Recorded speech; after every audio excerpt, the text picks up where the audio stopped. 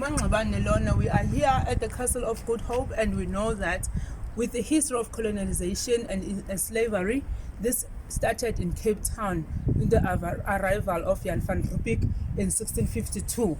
So here you have the historical figures. This is the Norma Krieger, leader of the first Khoi-San Dutch War, which took place in 1618 to 1663. Wow. Well, we know that even here in the Khoi-San were enslaved, and most of them were beaten up and burned if they refused slavery.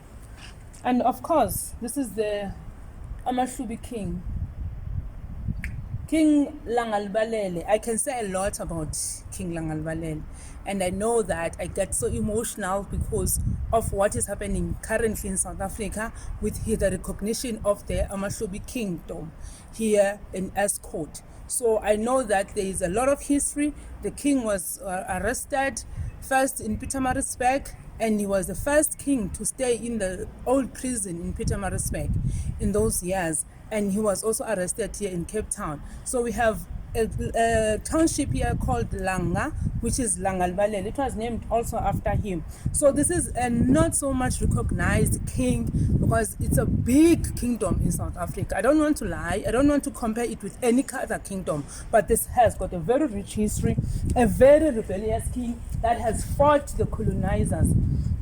And of course, this is King Cetshwayo, of the Zulu kingdom.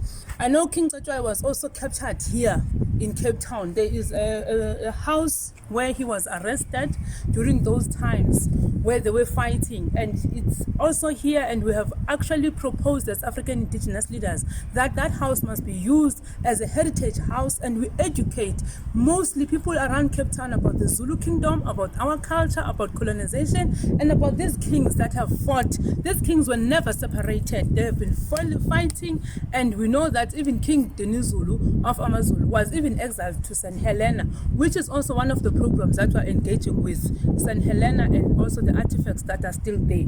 So we have a very rich history, and King Cetshwayo obviously was ruling the times of Queen Victoria of England. So he had also traveled there, negotiated, and maybe came up to some agreements that they have made.